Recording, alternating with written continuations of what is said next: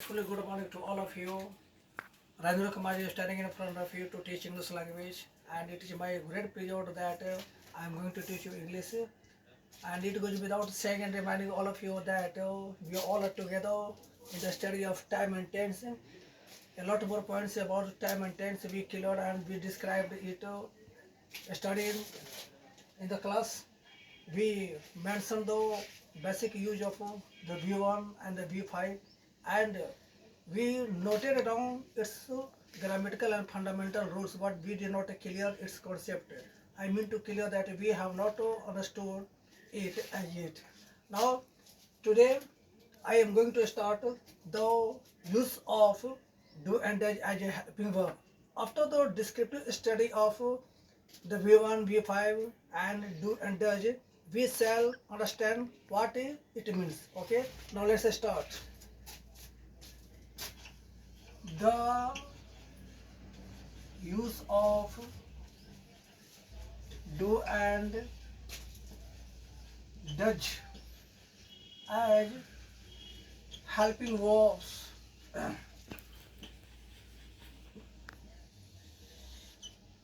Know that our present indefinite tense is continuous. Okay,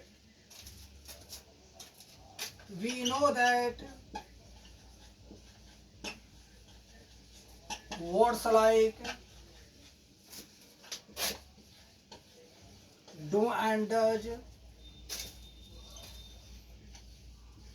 are main verbs, but our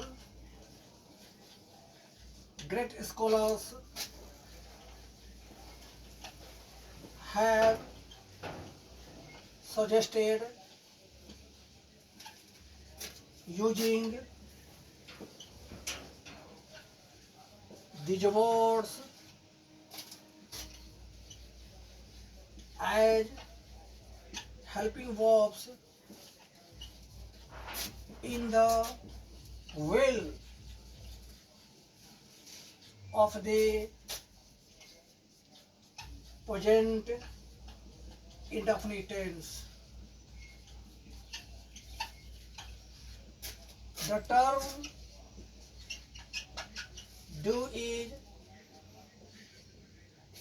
the first form of the main verb, while the word does is the fifth form of the main verb. Now listen to me carefully. I am reading from the above. The use of do and does are helping verbs. We know that words like do and does are main verbs, but our great scholars have suggested using these words as helping verbs in the will of the present indefinite tense. The term do is the first form of the main verb, while main verb, while the word does is the fifth form of the main verb.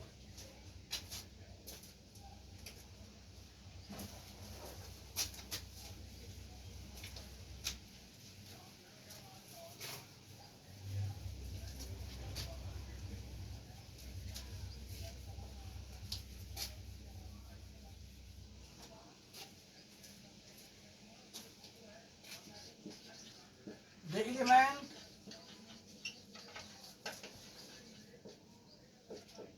do is used in the negative and interrogative, present indefinite tense as helping verbs. Then it comes with the subjects like I, we, you, they, and plural nouns. The element Dutch is used in the negative and interrogative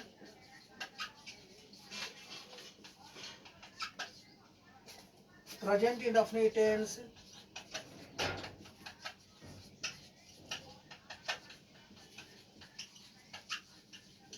as helping verb. The element do is used in the negative and interrogative present indefinite tense as helping verb. Then it comes with the subjects like I, we, you, they, and pronouns. The element Dutch is used in the negative and interrogative present indefinite tense as helping verb.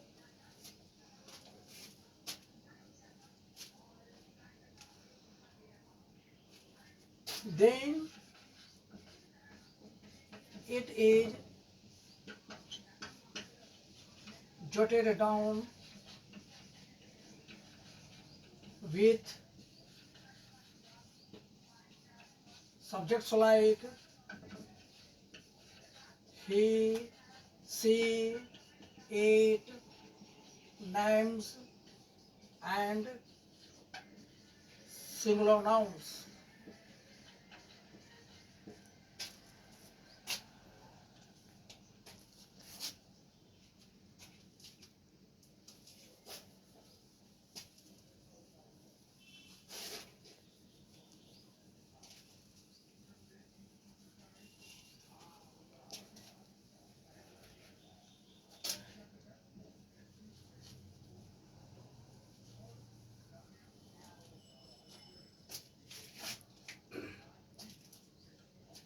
Our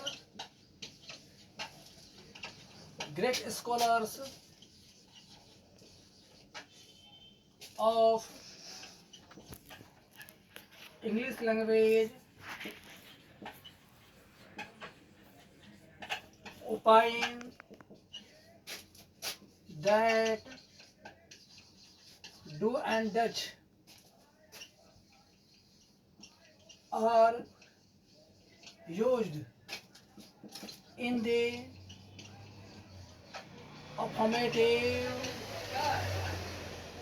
affirmative present indefinite tense when the sentence is made emphatic. Now I am very much glad and excited to say that we have noted down the descriptive study and rules of the use of V1 and V5 as well as do and does as helping verbs. Now it is necessary for all of us to understand these basic rules which are very grammatical, and unless we don't understand its concept, it is quite impossible to make a correct sentence and write a correct sentence. So it is necessary for all of us. Now let's stand. Our great grammarians and scholars of English language say that there are two main verbs which are particularly used in the making of the present indefinite tense. The verb forms which are basically implemented in the wheel of the present indefinite tense are the V1 and the V5. The first form of the main verb is regarded as a plural. It is known as the infinitive in the whole circle of English language. When the sentence is affirmative, it is jotted down with some particular subjects like I, we, you, they, and plural nouns. It is jotted down when two singular nouns are connected with the conjunction and. But when the sentence of the present indefinite tense is jotted down as negative, interrogative and negative, the B1 is used. It is the rule. It is the grammatical rule. And Regarding the use of the V5, our grammarians are of the opinion that the fifth form of the main verb is supposed to be the singular because it is made when the when s or es when s or es is added to the first form of the main verb, it becomes the V5 that is regarded as singular. S or es, it is an element that is known as morpheme. Morpheme is the smallest unit of grammar that is added to a word before or after a word which makes a new word with a new sense. S or es, when added to the first for the main verb, it becomes the V5 that is similar. And it is jotted down with subjects like I, sorry. The subjects like he, she, it, names and singular nouns. And when two singular nouns are connected with the conjunction or, then V5 comes. But V5 is only valid in the affirmative present indefinite tense. It has no existence in the other field of English language. Okay, and I am going to tell you what is morpheme. Morpheme is the smallest unit of language that is added to a word before or after with that makes a new word with a new meaning and sense. S or es is morpheme because it does not have its particular meaning. If you look up a dictionary, you can't find the meaning of S or es. But in front of the element, it is written or mentioned. It is an element that is used or added to a word. Okay? When S or es is added, when S or es is added to a singular noun, it becomes plural, such as boy. It is a singular noun, but when we add s, it becomes a boy. It is plural noun. The word play, it is a plural verb, and it requires to make singular. We are adding s, it becomes plays. It is a singular noun that is called verb 5. Okay? Our grammarians are of the opinion that the helping verb do and does, the helping verb do and does are also used in the affirmative present indefinite tense. But the condition is that when the affirmative sentence of the present indefinite tense is required to make emphatic, do and does is required, such as I play. It is simple affirmative sentence. But when we require to make it emphatic, it is written as I do play. Here do is a helping verb. He plays. It is a simple affirmative sentence in the present indefinite tense. It requires to make singular. It requires to make emphatic. It is written as he does play. Here the word does is used as a helping verb. One more important point to note that words like do and does are main verbs in our English language.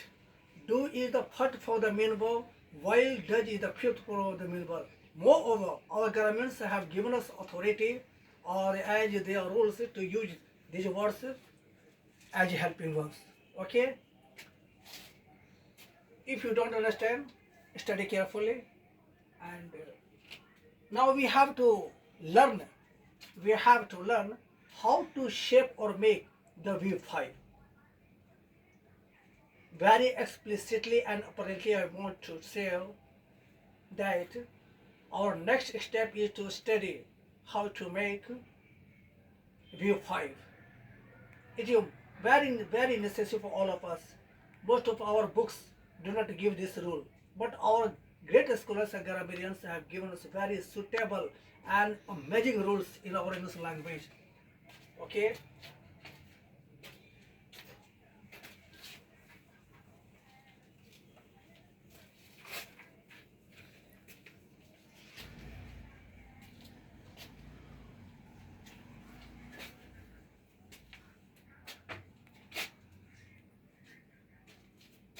How to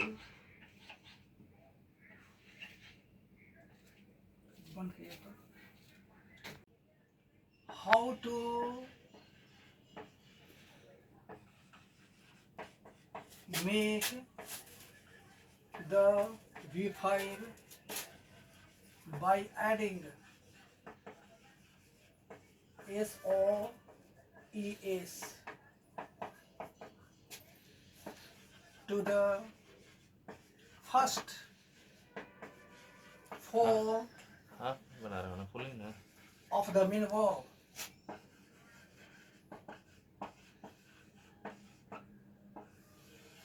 This is our heading.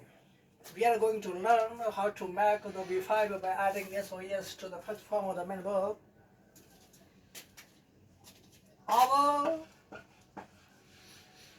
great and honorable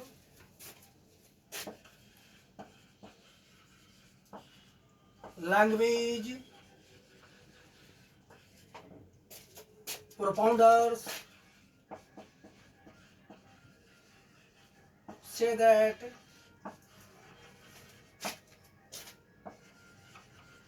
when SOES is added to a singular noun, it becomes plural, while on the other hand,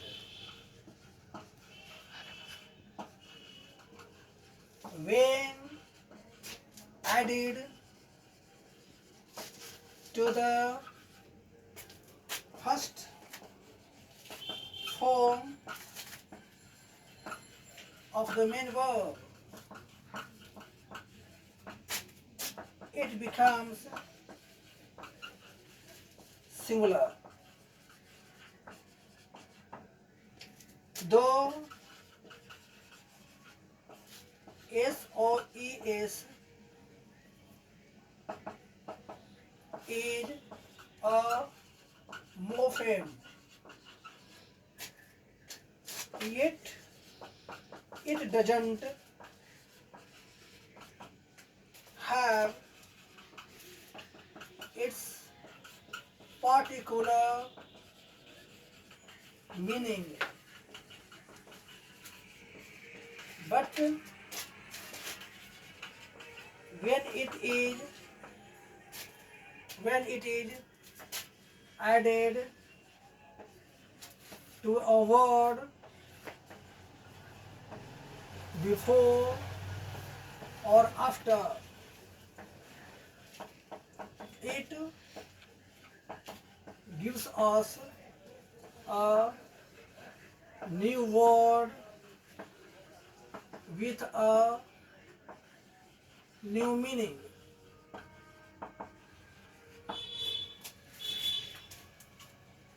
Our great and honorable language propounders say that when S or ES is added to a singular noun, it becomes plural, while on the other hand, when added to the first for the main verb, it becomes singular.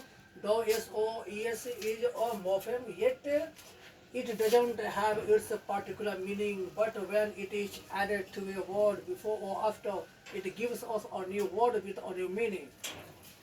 Now, we need to clear what morpheme is.